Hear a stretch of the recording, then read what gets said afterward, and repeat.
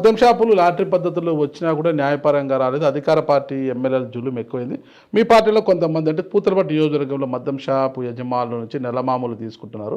కాణిపాకంలో ఒక మద్యం షాపు యజమాని డబ్బులు ఇవ్వలేదని అతని షాపు ముందర జేసీ పెట్టి రోడ్డు వైడనింగ్ అది ఇదంటూ గుంత కొట్టించేశారు. మరియు కూడా ఆయన ఒప్పుకొని డబ్బులు ఇచ్చిన తర్వాత దాని అంతా పూడిపించారన్నారు. అంటే మీకు పాపం మీరు తెలుసుకునే విషయాలు లోపం ఉందో, చెప్పేవాళ్ళ లోపం ఉందో, లేకపోతే ఎట్టైనా కానీ మురళీమోహన్ మనం ఫిక్స్ చేయాలని ఆత్రం తెలియదు కానీ లాభం అంటున్నా కదా. అంటే కుతూహలం గారు ఎమ్మెల్యే అయినా కూడా నాకు స్నేహితుడిగానే చూసుకుంటాను, నేను మా బ్రదర్ గానే చూసుకుంటాను. ఈ కెమెరాలు ఆఫ్ చేస్తే స్నేహితుడు అని చూస్తావు.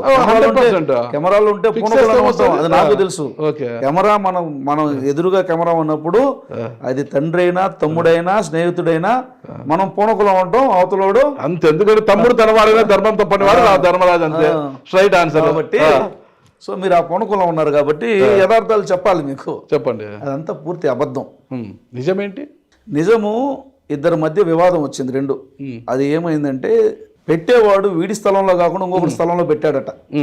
సో నా స్థలంలో పెట్టకుండా వాడి స్థలంలో పెట్టారనే వివాదంలో వీడు వాడు తవ్వి చేయించుకున్న పని అది.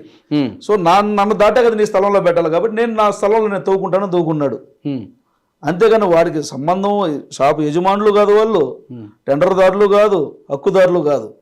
సో పొలాల మధ్య తగాదాలో ఎక్కడ అక్కడ పెట్టుకోవాలనే విషయంలో ఇక్కడ పెట్టాలని ఒకడు, అక్కడ పెట్టాలని ఒకడు, నేను స్టాప్ చేస్తే వాడు ఇక్కడ పెట్టాడన్న విషయంలో ఏదో చిన్న అంతరం వచ్చింది అంతే.